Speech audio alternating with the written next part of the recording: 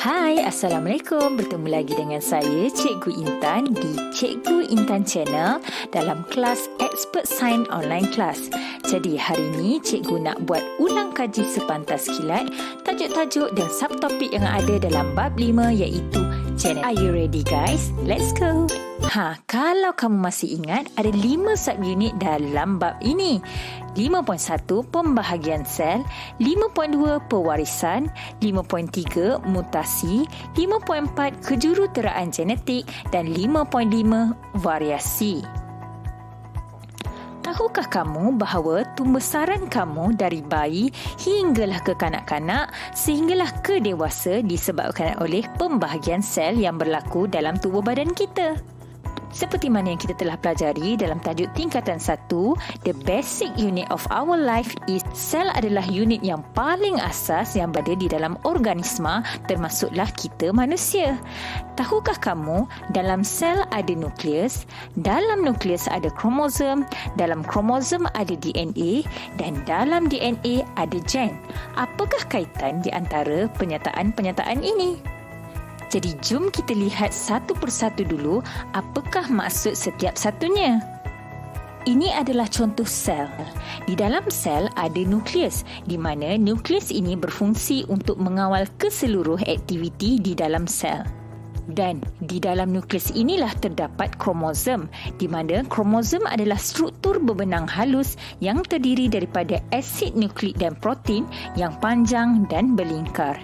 DNA pula adalah deoksiribonukleik asid yang terdiri daripada nukleotida yang mempunyai 2 rantai polinukleotida, di mana ianya berpintal dan antiselari. Sebab itulah kita panggil sebagai double helix. Dan yang terakhir, gen. Gen adalah sebagai unit asas pewarisan yang akan menentukan ciri-ciri individu. Dan untuk pengetahuan kamu, terdapat beribu-ribu gen yang ada dalam molekul DNA ini. Ia berfungsi untuk menentukan ciri-ciri yang diwarisi oleh organisma.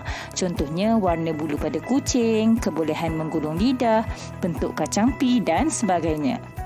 Jom kita lihat dengan lebih terperinci bagaimanakah struktur kromosom.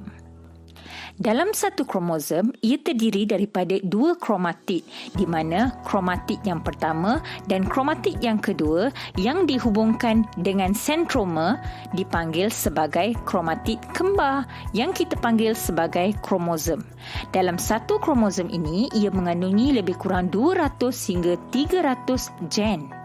Setiap kromosom yang ada mempunyai segmen-segmen yang berbeza untuk memprogramkan ciri-ciri yang berbeza.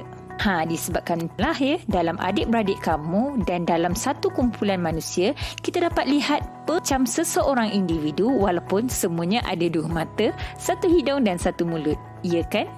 Untuk pengetahuan kamu, sel soma yang normal mengandungi 46 kromosom.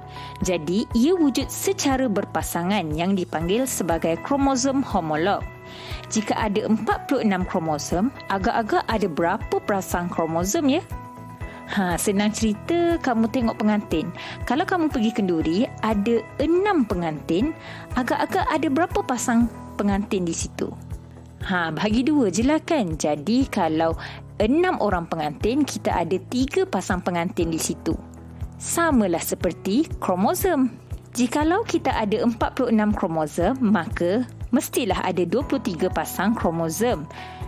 Dan dalam 23 pasang kromosom ini, hanya 1 pasang kromosom merupakan kromosom seks. Dan 22 pasang yang lain adalah autosom. Kromosom seks ini berfungsi untuk menentukan jantina sesuatu manusia. Contohnya kalau yang ke-23 adalah XY, jadi manusia tersebut adalah lelaki. Dan jika XX, kita adalah perempuan. XY untuk lelaki dan XX untuk perempuan.